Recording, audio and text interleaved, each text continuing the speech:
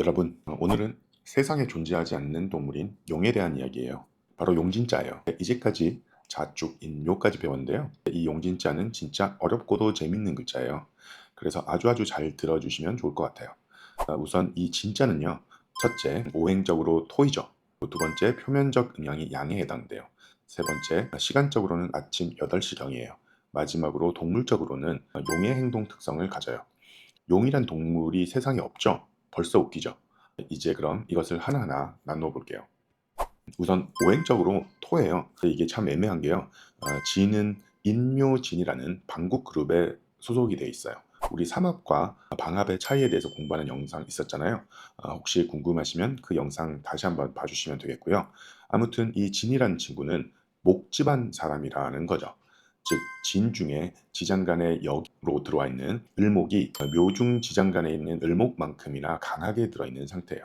겉보기엔 토인데 목의 기운도 매우 강하다. 이렇게 기억해 주시면 되겠어요. 이걸 12운성적으로 보면 진이라는 자리에는 을목의 관대지고요. 을목의 양인에 해당하는 것이죠. 즉 을목이 엄청 강해지는 자리가 바로 용진이라는 자리라는 거예요. 이것은요. 다음 운인 사운, 오운, 미운에 본격적으로 무토의 기운이 강해지기 바로 직전의 그런 자리이기도 해요. 을목도 강하고 무토도 강한, 즉 두 가지 서로 반대되는 성질의 오행이 강대강으로 공존하고 있는 그런 상태의 글자예요. 이 속에는요. 수라는 오행을 보관하고 있어서 어느 순간엔 수운동도 하는 아주 복잡한 아이예요. 그러면 어떻게 되느냐 하면요. 이 글자가 사주 원국에 있으면 어떤 운이 오느냐에 따라서 그 운이 을목을 도와주느냐, 무토를 도와주느냐, 수를 만들어내느냐에 따라서 그 모양이 매우 크게 바뀐다는 것을 의미해요. 예시 한번 볼게요. 어떤 사람 사주가 이래요. 갑일간인데 연지에 진이 있어요.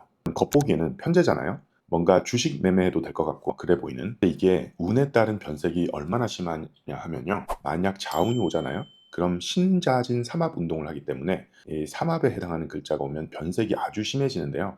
쥐자자라는 인성이 와서 인성을 취득하는데 진이라는 편제가 크게 소모되어 버리는 거예요.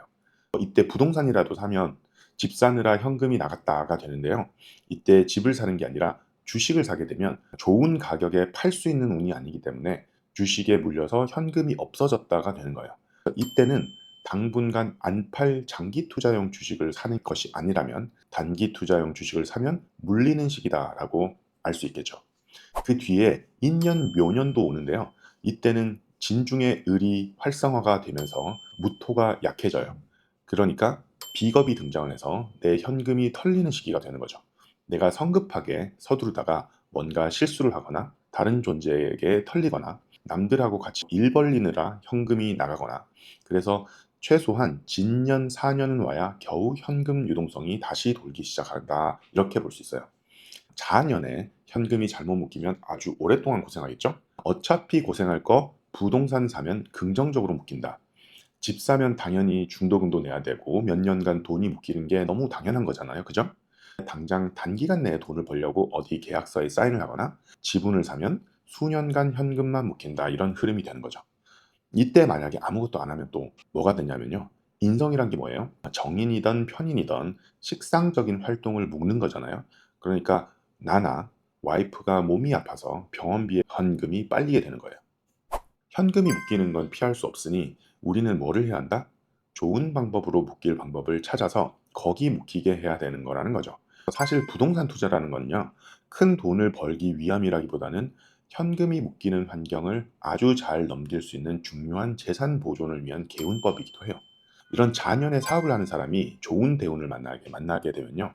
이때는 다른 회사를 인수하는 데 현금을 쓰고 회사의 몸집을 키우게 돼요. 그 회사 지분 인수하느라 단기적으로 현금은 묶이지만 대운이 좋은 방향이면 외형이 쭉쭉 커지게 되는 거예요. 대운의 방향성을 같이 고려하면서 올해 세운에서 일어날 현금 유출의 이벤트를 어떤 식으로 내가 사용하는 게 좋을지를 선택하시면 좋을 것 같아요.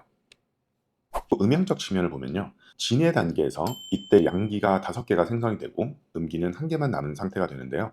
그 말은 무슨 말이냐면요. 겉보기에 아주 강한 양기라는 의미예요. 그런데 이게 진짜 신기한 에너지 덩어리인 게요. 하필이면 삼합 운동은 신자진으로 임수를 만들어내는 운동을 해요. 오행 중에 가장 음기인 수와 관련된 운동을 한다는 거죠.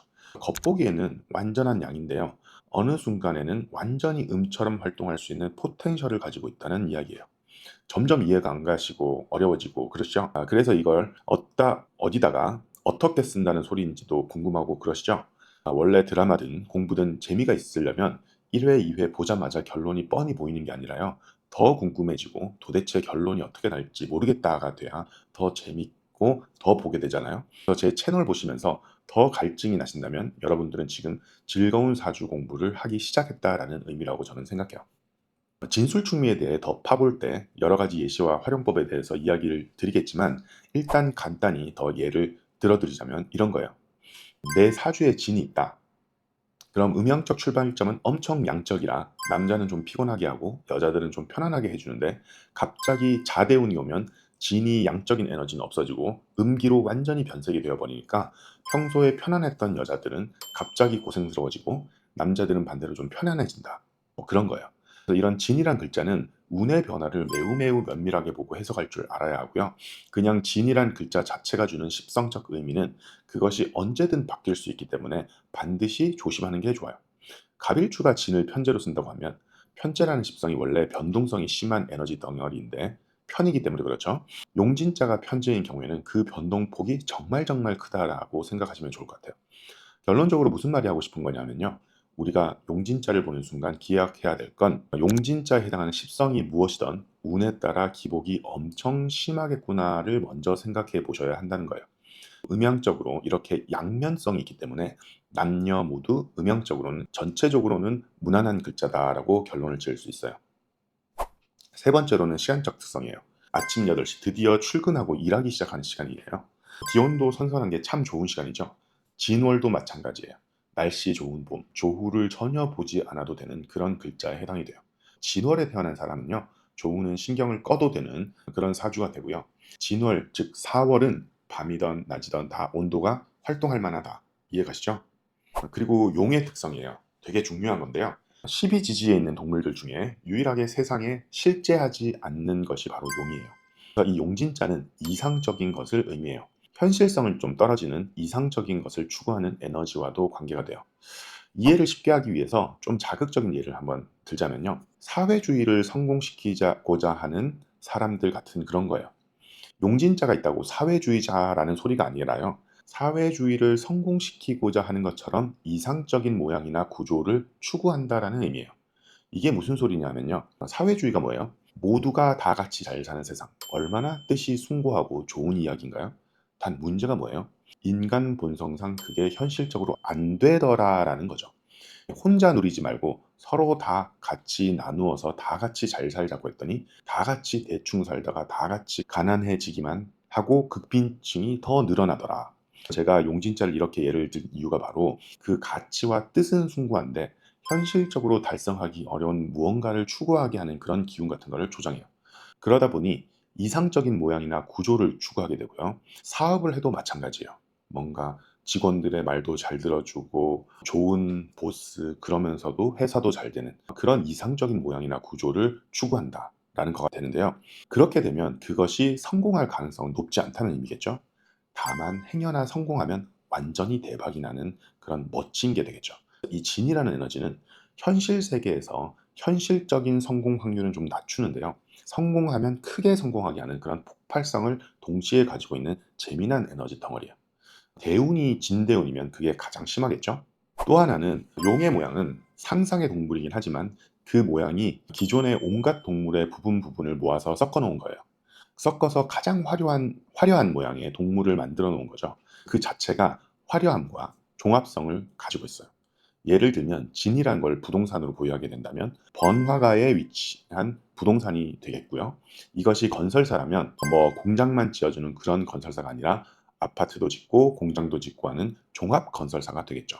종합해서 보면 용진자는 이상적인 것, 화려한 것, 종합적인 것이라고 할 수 있어요. 이 지는 삼합운동상 묘고지에 해당이 돼요. 이 묘고지에 해당하는 글자는 운에 따른 변색이 아주 큰데요. 이 진자는 우리가 앞서 배운 축자보다 변화가 훨씬 커요. 축은 삼합 작용이 온다고 음양이 바뀌는 것도 아니고요. 그런데 지는 음양이 아예 바뀌어 버리죠. 또 축은 원래 오행적 의미의 토로서의 에너지 자체가 크기가 작아요. 운에 따른 진폭도 변화가 크지가 않은데요. 진은 오행적 의미의 토로서의 에너지도 나름대로 크게 가지고 있다가 어느 순간 갑자기 에너지가 확 축소되어 버리는 그런 식의 진폭을 보이게 돼요. 마지막으로 가장 중요한 요소가 있어요. 이 진이라는 글자는 그 다음 글자인 뱀사자라는 화의 기운을 열어주기 위해서 그 반대 오행인 임수를 입고시켜서 제거해주는 기능을 해요. 이것이 사실 진짜의 가장 핵심 기능이에요. 이걸 좋게 표현하자면요. 사옴이라는 운의 구간을 지나갈 때 임수가 완전히 말라 없어지지 않도록 진이라는 창고에 보관해 두어서 그것이 완전히 사라지지 않게 하는 역할을 한다라고 하는데요. 그건 사주 원국에 있는 진과 운에서 오는 진의 역할은 전혀 조금 다르게 작용하는 면이 있어요. 그것에 대해서는 면밀하게 구분해서 사용해 주셔야 되고요. 이런 식으로 계속 설명을 하기 시작하면 용진자 이야기만 24시간 내내 떠들어도 안 끝날 이야기이기 때문에 일단 여기서 한 번은 끊고 갈게요. 이상 용진자에 대한 해부였고요.